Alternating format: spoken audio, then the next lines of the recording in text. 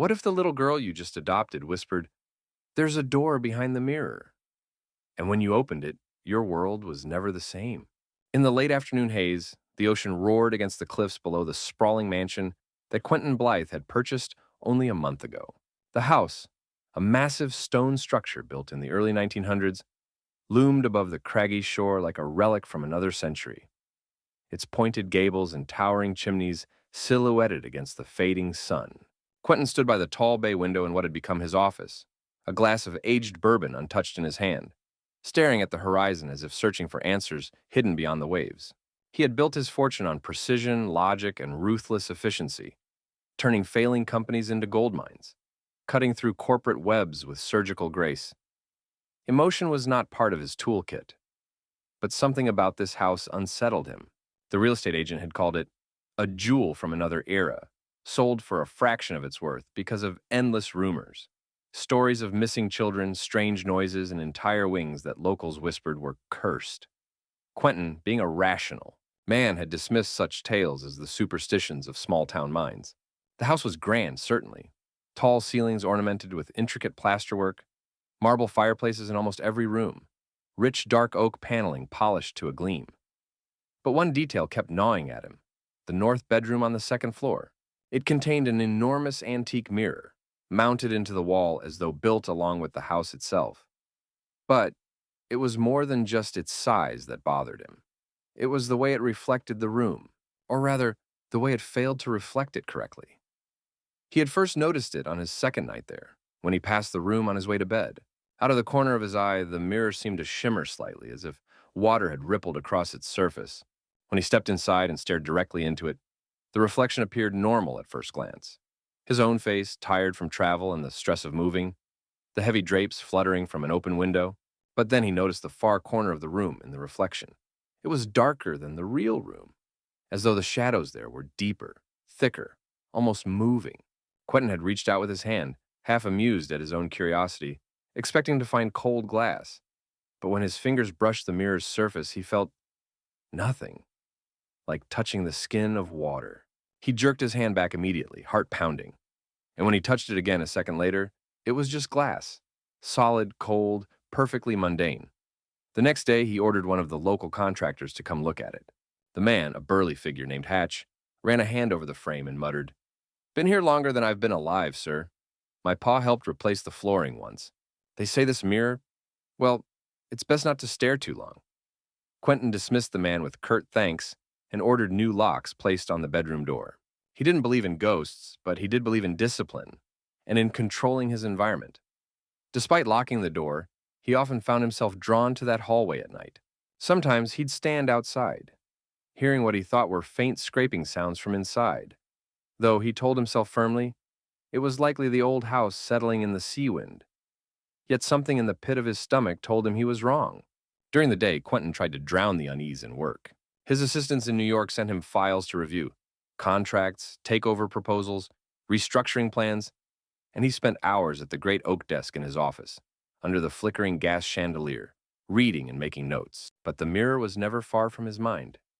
Even now, as the light faded outside and the house fell into that quiet, sighing stillness that old buildings often breathed at dusk, he thought he heard footsteps on the second floor. No one else was in the house, only him.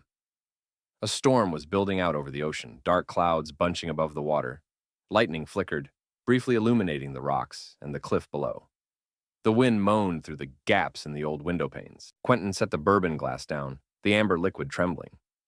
He had come here to escape the noise of the city, to build something new. A clean slate, he had told himself. He was 46, wealthy beyond measure, but utterly alone. No wife, no children, no real family to speak of. Just the ghosts of boardrooms and bloodless deals. And now, he thought with grim irony, perhaps real ghosts had come to keep him company. The wind rattled the window harder this time. Somewhere upstairs, a door creaked open and slammed shut. Quentin's pulse spiked. He forced himself to breathe, picked up the bourbon, and swallowed half in one gulp. "Just the storm," he whispered. "Just the storm." But deep inside, something told him this house was waiting, watching, and it would not remain silent forever. Under a slate-gray sky, spitting cold drizzle, Quentin Blythe stepped out of the sleek black car and glanced at the battered sign above the iron gate, Halleridge Children's Home. The building behind it was an aging brick structure with barred windows and chipped paint, a sharp contrast to the elegant mansion he now called home. Quentin had never been fond of such places. He believed in personal responsibility and forging one's path. But part of his newly launched charitable foundation involved touring facilities like this one, inspecting budgets, and occasionally writing a check to bolster his public image. He told himself it was just business as he followed the matron, a stocky woman named Mrs. Tulliver, through the halls that smelled of cabbage and old wood polish. Children peered at him from doorways, some curious, some wary.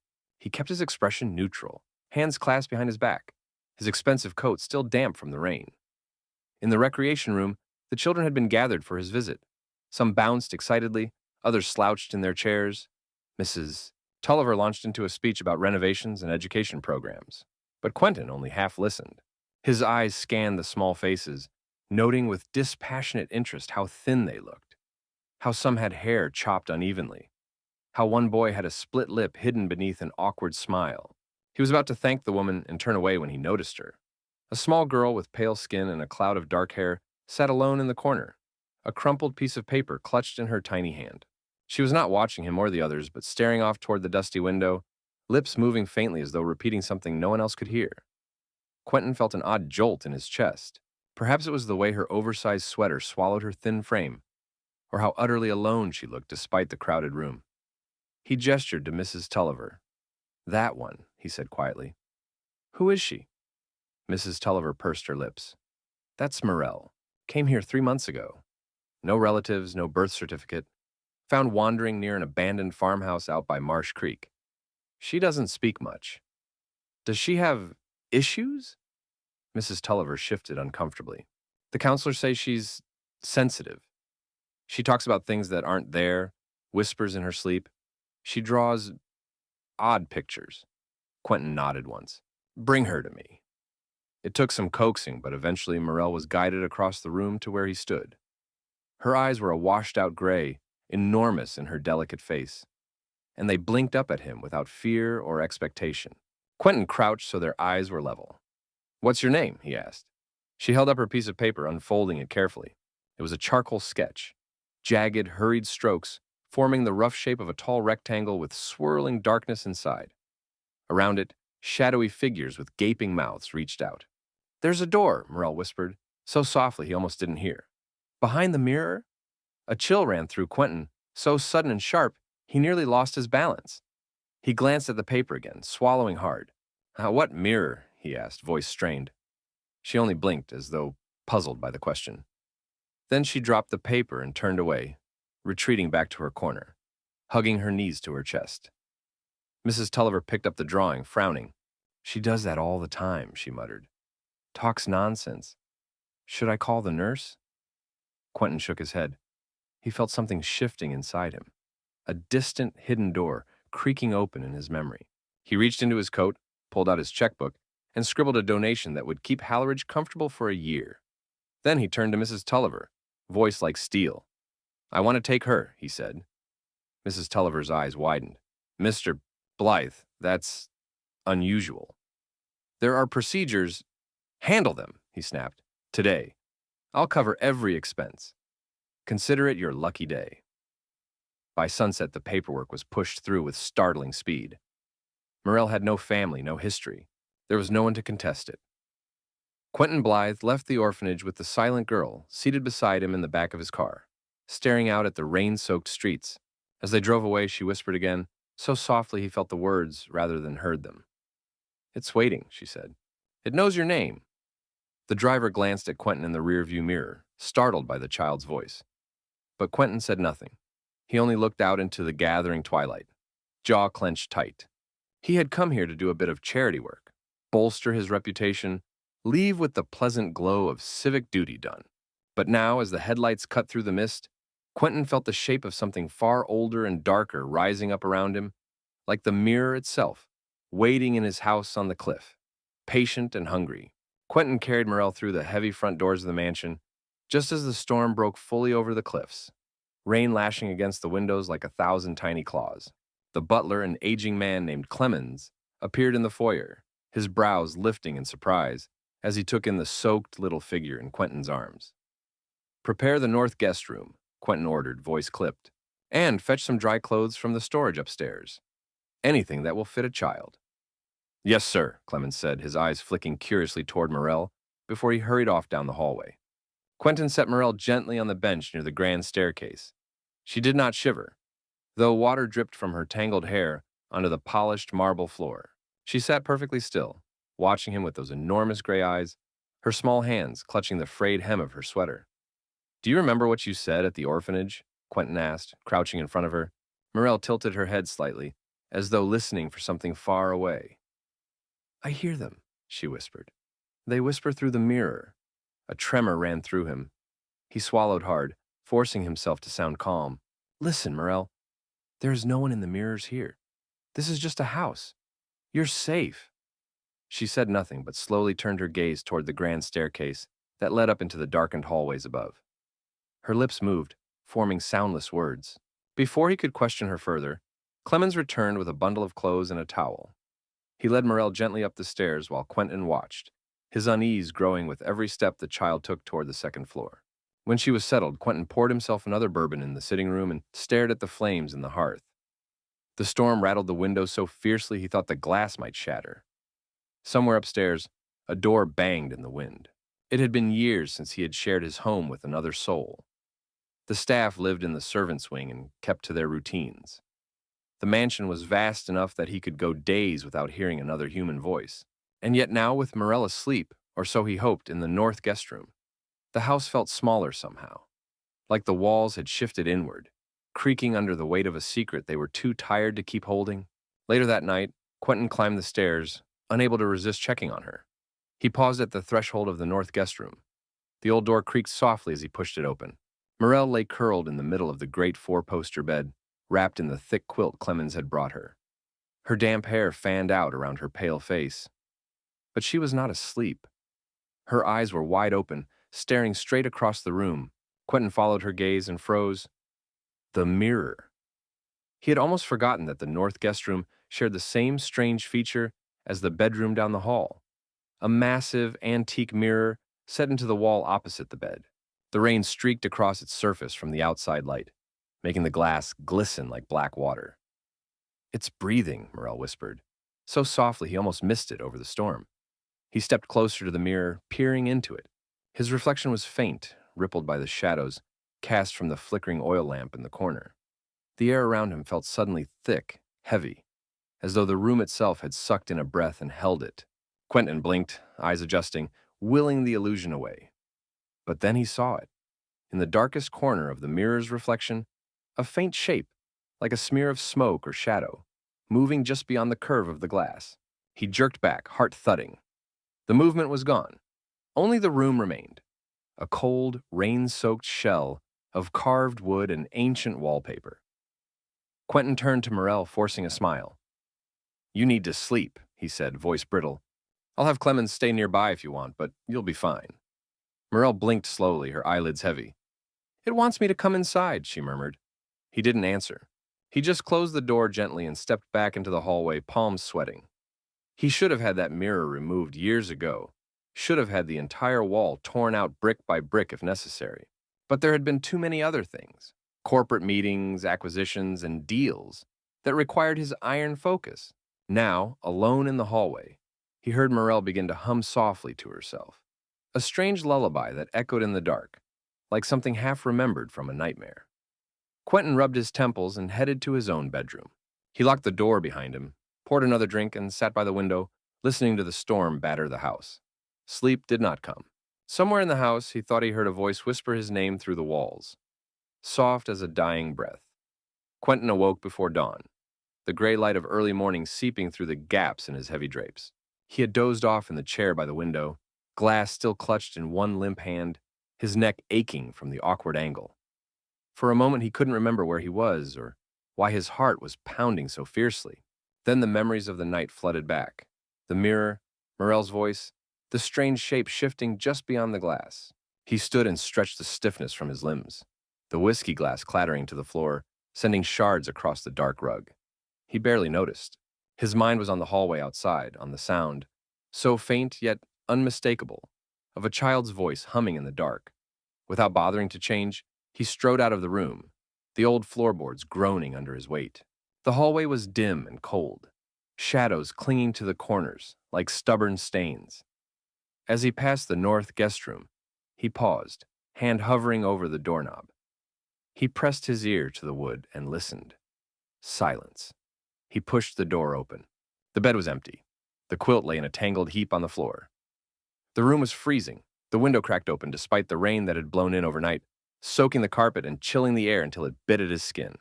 "Morel!" he called, fighting to keep his voice steady. No answer.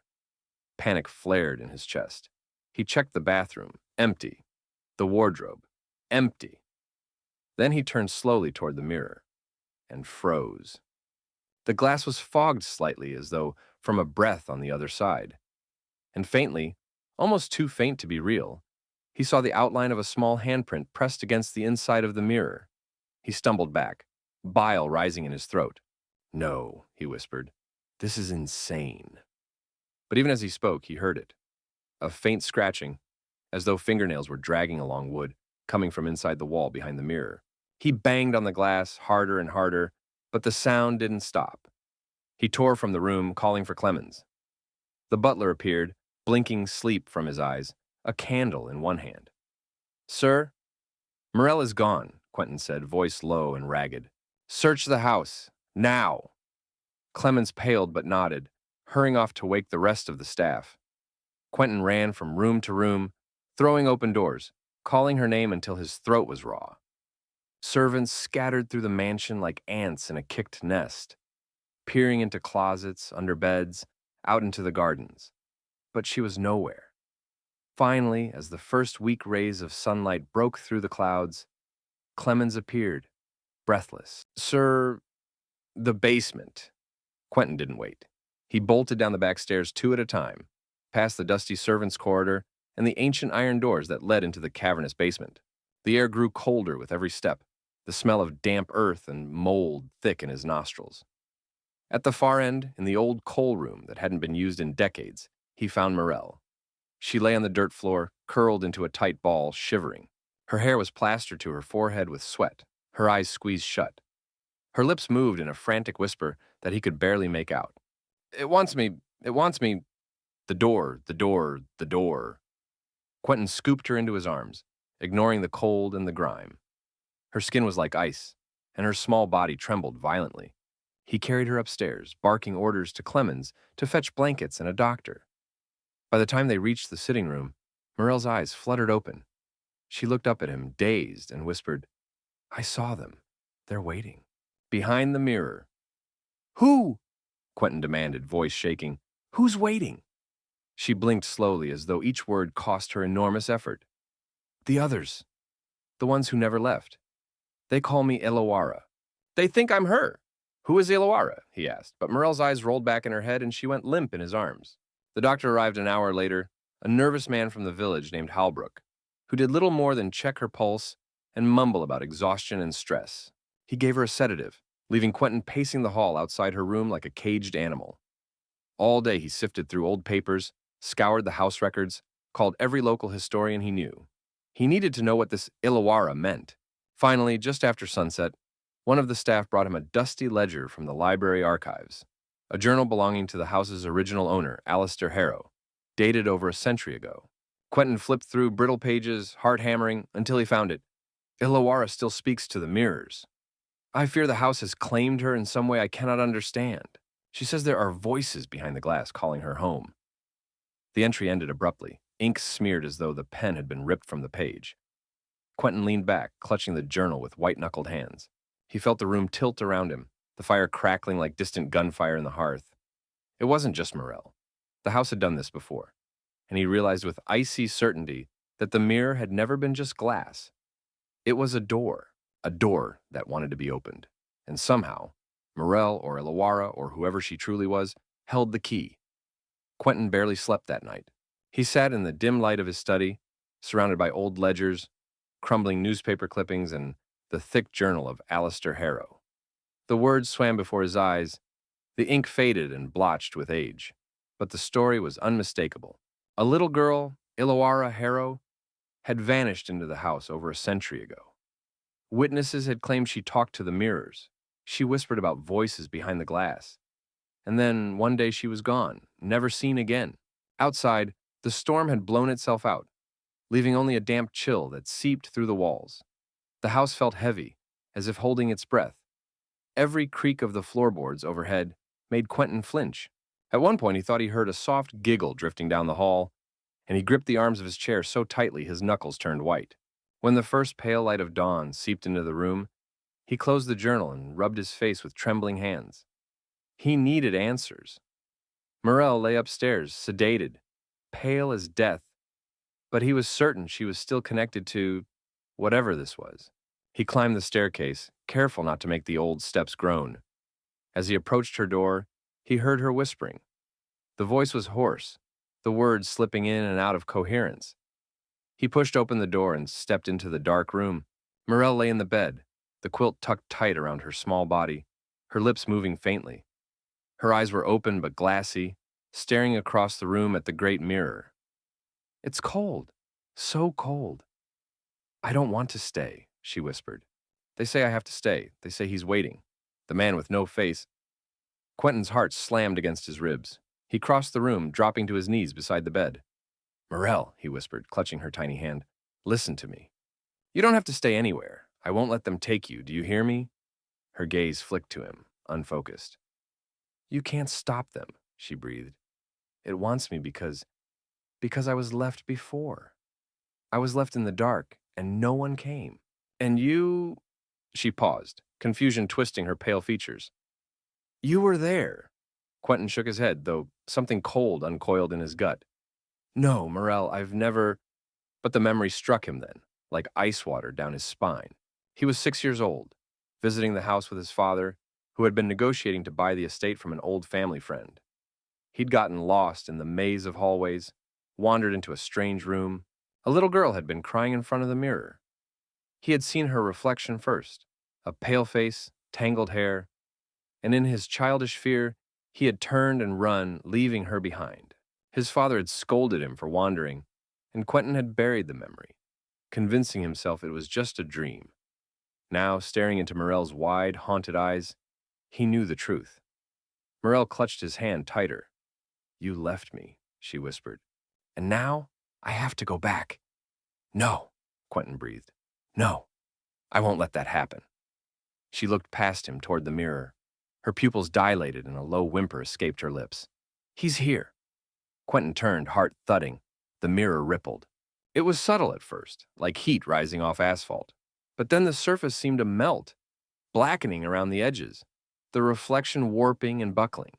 He could see himself in it, but his face was wrong, blurred and stretched, the eyes hollow, the mouth twisting into a silent scream. He leapt to his feet, backing away, dragging Morel with him. Her small body felt impossibly light in his arms. The glass pulsed again, and Quentin saw shapes moving behind it, twisted, dark forms with two long limbs and mouths that gaped like jagged wounds. They pressed against the inside of the mirror as if trying to push through. Morel began to sob. They want me? What, they want me?" "Stay with me," Quentin hissed, voice ragged. He glanced at the lamp in the corner of the room. Without thinking, he grabbed it, yanked it free of the table, and hurled it at the mirror. The lamp smashed into the glass with a hollow clang, the flame sputtering out as it fell to the floor. But the mirror didn't crack. Instead, the surface rippled violently, like a pool of black oil, and the whispering voices rose into a shrill chorus that stabbed into Quentin's skull. He stumbled, clutching Morel to his chest. Her eyes rolled back, her body seizing as she screamed. "The door! The door is open! I'm falling!" "No!" Quentin bellowed. He bolted from the room, carrying her down the hallway, past the portraits that seemed to watch him with blank, accusing eyes. He tore down the stairs, ignoring Clemens's startled cry as he nearly collided with him in the foyer. "Call the doctor again," Quentin snapped, "and get everyone out of this house. Now!" "Sir," Clemens stammered. But Quentin was already gone, running toward the small parlor off the main hall, where the phone waited. He called the doctor, demanded he come immediately. Morel lay limp in his arms, tears streaking down her cheeks, breath ragged. "It's so dark," she whispered. "They're all still there, waiting." Quentin held her tighter, fury and fear twisting inside him like barbed wire. Whatever the mirror was, whatever ancient festering horror lurked behind that glass, it would not take her. Not again. He would tear the house down brick by brick if he had to. But he would not let her slip into that darkness. He stayed there, cradling her, until he heard the doctor's car crunch up the gravel drive, headlights sweeping across the parlor walls like searching ghosts. The doctor, Dr. Hallbrook, was pale and visibly shaken as Quentin nearly dragged him up the stairs to Morel's room. The old man clutched his black medical bag as though it might protect him from the eerie chill hanging in the hallway. The staff had cleared out as ordered. Clemens and the housemaids were waiting outside under the damp morning sky, glancing anxiously at the mansion's dark windows. Inside, the house felt emptier than ever, every creak of the floorboards echoing like a gunshot. The portrait eyes in the hall seemed to follow them as they moved, their painted faces frozen in grim disapproval. In the room, Morel lay on the bed staring at the ceiling, her breathing shallow. Quentin hovered over her, his hands clenched into white-knuckled fists. "Do something," he snapped at Halbrook. The doctor dabbed sweat from his forehead and pulled out a stethoscope with trembling fingers. He checked her pulse, her eyes, her temperature. "She's in some kind of fugue," he whispered, his voice cracking. "Her body's here, but her mind—" Morel suddenly blinked, her glassy gaze shifting to Quentin. "I see him," she breathed. "He has no face. Just a hole where it should be, calling me Eloara." Quentin knelt by her side, gripping her small hand. "Listen to me," he said, forcing steel into his voice. "You're not Eloara. You're Morel. You're here with me. I'm not going to let them take you." Her tiny fingers twitched in his grasp. "But you left me once," she whispered, tears spilling down her cheeks. "In the hall, you turned away. You ran." The memory slammed into him again. The echoing footsteps in the old hall, the child's soft sobs, his own childish terror that had made him flee, and then his father's rough voice, scolding him for wandering, dragging him away. He had buried it so deeply. But Morel Elora had never left that moment. "I'm sorry," Quentin choked, his voice breaking. "I was just a boy. I didn't know. I'm sorry." A low, oily hiss filled the room. The mirror on the wall began to ripple, its silver surface warping and blackening around the edges. Shadowy shapes pressed against the inside, mouths opening in silent screams. "Doctor." Halbrook backed away, eyes wide in terror. "What? What is that?" Morel began to sob, her tiny frame convulsing. "They're coming," she gasped. "They want me to stay. They say if I say your true name, they'll let me go." "My true name?" Quentin whispered. He glanced at the mirror. The shapes inside pressed closer, their arms stretching impossibly long, fingers clawing at the other side of the glass. Morel's voice was thin as paper. "You have to remember. Say it. Say who you were, what you saw, or they'll never stop." Quentin's mind spun. He had always been Quentin Blythe. His father had raised him to be hard, ruthless, to forget the past, to never look back. But there had been a time, before the money, before the empire, a memory surfaced. The soft voice of a woman he hadn't thought of in decades. His mother, whispering as he fell asleep in a different house. Long before the mansion, before the corporate boardrooms, before the steel mask he had built around his soul. She had called him by a different name. His middle name, the one he had discarded when he inherited his father's fortune and his father's cold ambition. "Alaric?" Morel whimpered. "They say you left her. You have to remember." "Alaric," he breathed. The mirror shrieked, a sound like breaking glass and tearing flesh all at once. The shadows writhed, recoiling. Morel screamed as light suddenly blazed across the room, blinding and pure. Quentin squeezed her hand. "I remember," he choked. "I remember you. I left you there. I was a child, and I was afraid. But I'm not leaving you again. Do you hear me?" The light pulsed from the mirror, brightening until it filled every corner of the room. Dr. Halbrook shielded his face, whimpering. Morel gasped, her body jerking as though something were being torn out of her. "I won't let them have you," Quentin roared, standing between her and the mirror. "You hear me? I won't let them." The shadows writhed one last time, then exploded into a fine black mist that evaporated into the light. The mirror cracked from corner to corner, a spiderweb of fractures splintering across the glass. Then, silence. Quentin fell to his knees, chest heaving, sweat pouring down his face. Morel lay limp on the bed, her breathing slowing, color returning to her cheeks. Dr. Hallbrook stared at the mirror, his mouth hanging open. What, in God's name? Quentin ignored him. He pulled Morel into his arms, cradling her gently. Her eyelids fluttered open, her voice a broken whisper. You stayed, she murmured.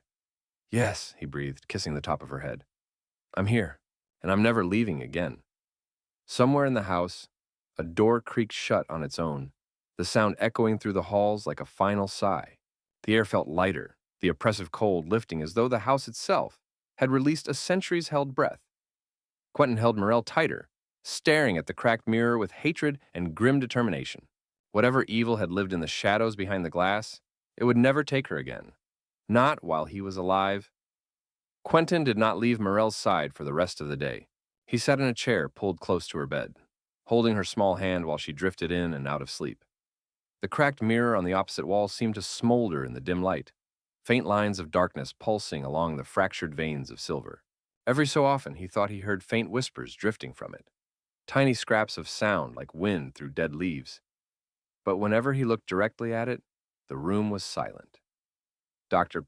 Halbrook had fled soon after the mirror shattered, babbling something about calling in the church or the authorities. Quentin didn't care. He had no room for anyone else now. Only Morel mattered. He watched over her as the afternoon sun slipped below the horizon, filling the room with long shadows. As night fell, Morel stirred. Her eyelids fluttered open, and she looked up at him with clear, tired eyes. It's quiet, she whispered, voice raw. They stopped calling. Quentin brushed a stray strand of hair from her forehead. They can't have you anymore, he said softly. I won't let them. She blinked slowly. It's not over, she breathed. They're still there, trapped. And there's something else. Quentin frowned. What do you mean? Morel swallowed hard, her tiny fingers curling around his. The door behind the mirror, it's still open, but only for you. They said, you have to see it. You have to close it from the other side. A cold shiver worked up Quentin's spine. He glanced at the cracked mirror, at the pulsing dark lines beneath its shattered surface. He had torn away so many walls in his life, built empires, crushed rivals, but he had never truly faced what he had left behind in the shadows of his own childhood. He rose from the chair, his bones aching with exhaustion. What happens if I go through? He asked her. Morel's eyes filled with tears. I don't want you to go, she whispered. But they say it's the only way. The others, the ones who never escaped. They need someone to shut the door. He glanced around the room.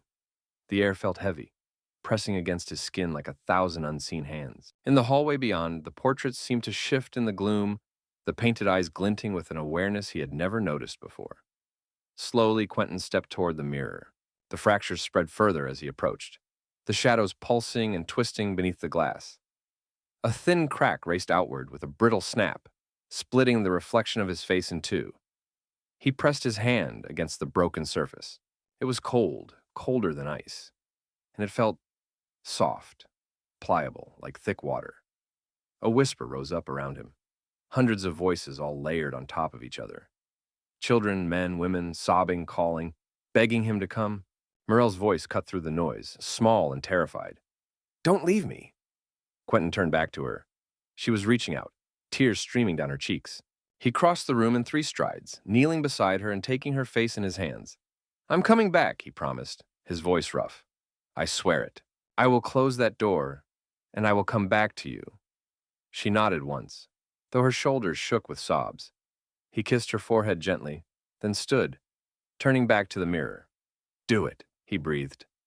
The room plunged into darkness. He felt himself being pulled forward, as though invisible hands were dragging him into the glass. His body tumbled through cold, thick nothingness, his ears filled with the sound of whispering voices and distant, echoing cries. He gasped, unable to breathe, his limbs thrashing until suddenly the pressure released and he fell hard onto a stone floor. He lay there panting, his palms scraping against rough, damp stone. The air smelled of mildew and old rot. When he opened his eyes, he saw he was in a long, dark corridor lined with dozens of mirrors. Each mirror flickered with faint, wavering light. Shapes moved behind their surfaces, twisted, broken shapes of men, women, and children, all pressing against the glass with desperate, hollow eyes. He pushed himself upright, ignoring the pain that shot through his limbs. Somewhere ahead, he could see a faint glow, a doorway at the end of the hall. And as he staggered forward, the voices rose around him, whispering his name in a chorus that sent needles of ice through his chest. Alaric! Alaric! You left us! You left us in the dark! Quentin clenched his jaw, forcing himself forward. I won't leave you again, he growled. Though he wasn't sure if he meant them, or Morel, or the broken pieces of himself scattered across a lifetime of choices he couldn't take back. As he reached the end of the hall, he saw the door. Tall, ancient wood with iron bands, half rotted and covered in black handprints. The whispers grew deafening, shrieking in his ears. He pressed his palm against the door, feeling the cold seep into his bones, and pushed. It creaked open with agonizing slowness, revealing a black void beyond. The shadows swirled inside, clawing at the edges of the frame, and somewhere in the dark, he saw them. Countless figures, pale and thin, their eyes wide and empty, their mouths moving silently. Go, Quentin whispered, his voice cracking. Go home. Light flared around him, blinding and searing. The figures rushed past him, dissolving into the glow one by one, their hollow faces softening into something almost peaceful as they disappeared. He felt their sorrow, their fear, their loneliness, washing through him like a tide. And as the last figure passed, he heard Morel's voice, faint and distant. Come back. Please come back. Quentin forced himself to stand, his body shaking, and stepped into the dark. The shadows closed around him, pressing tight against his skin, filling his lungs with icy fog. He felt the floor vanish beneath his feet, the world dissolving. But he held on to her voice like a lifeline, whispering her name over and over. And then, with a final wrenching pull, the darkness ripped apart, and he fell forward into blinding light. He landed hard, the breath knocking from his lungs as he slammed onto polished wooden floorboards. For a moment, Quentin lay there, gasping, his vision a blur of light and shadow. Slowly, he blinked and lifted his head, expecting to see the endless corridor of mirrors, the whispering shadows pressing against the glass, but they were gone. Instead, he was back in Morel's room. The cracked mirror on the wall no longer pulsed or shimmered. It was simply broken glass, reflecting the soft lamplight. The oppressive chill had lifted from the air. The heavy scent of mildew and rot was gone, replaced by the faint perfume of old wood and polished brass. And beside the bed, Morel was awake, tears streaming down her cheeks, her hands outstretched toward him. Quentin, she breathed, her voice hoarse but alive. You came back. He dragged himself across the floor and pulled her into his arms. Holding her so tightly, he felt the thin bones of her shoulders press against his chest. I told you, he whispered, his voice thick with tears. I told you I'd come back, I promised. She clung to him, sobbing. It's quiet now, she whispered. They're gone. I can't hear them anymore. He nodded, burying his face in her hair. They're gone, he said. They're free. And so are you. For a long time, they stayed like that, the broken pieces of the mirror catching the lamplight in dull, harmless gleams. Quentin felt something uncoil in his chest, a knot of guilt and fear he had carried for decades, slowly dissolving into nothing. Eventually, he carried Morel down to the main hall, where the staff had gathered anxiously, their faces pale and drawn. Clemens stepped forward, eyes wide. Sir, what happened? Quentin looked at him, then at the others, and for the first time in his life, he felt no need to hide behind the cold mask he had worn for so many years. The house is clean now, he said quietly. You're all safe. We're all safe. Clemens swallowed hard, nodding, though confusion lingered in his eyes. Should we board up the mirror, sir? Quentin glanced back toward the grand staircase. No, he said softly. It's just glass now. Over the following days, Quentin began to change the house itself. He had the cracked mirrors removed and replaced with warm paintings and sunlight-filled windows. He tore out the rotting walls of the north wing, turning it into bright, airy rooms with soft carpets and colorful furniture. He made sure Morel never felt alone again. He enrolled her in art classes, where she learned to draw with color instead of the cold black charcoal of her nightmares.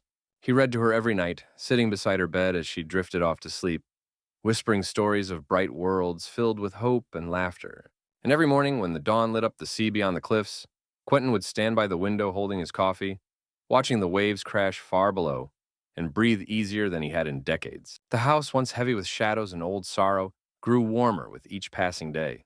Laughter echoed in the halls. The old portraits came down, replaced with Morel's bright paintings. Sometimes Quentin would catch himself staring at the space where the mirror had been, remembering the twisted shapes behind the glass, the countless whispering voices. But the memory no longer held power over him. He had faced them, freed them, and closed the door they had been trapped behind for so long. Morel was the light that filled the house now, her voice bright, her laughter infectious. And though sometimes she would look at him with wide eyes, remembering the darkness they had shared, there was no fear left in them, only the deep, unbreakable bond of trust. One evening, as the sun sank into the sea, painting the sky in crimson and gold, Morel stood beside him at the window and whispered, "You saved them, didn't you? All of them." Quentin nodded slowly. "I think so," he said. "And maybe I saved myself too." She slipped her small hand into his. "We're home now," she whispered. "Yes," Quentin said softly, wrapping an arm around her shoulders as they watched the sea. "We're home." And for the first time in his life, he truly believed it. I think the ending of this story is ultimately about redemption and healing, about facing the shadows of the past, not just to banish them, but to set them free.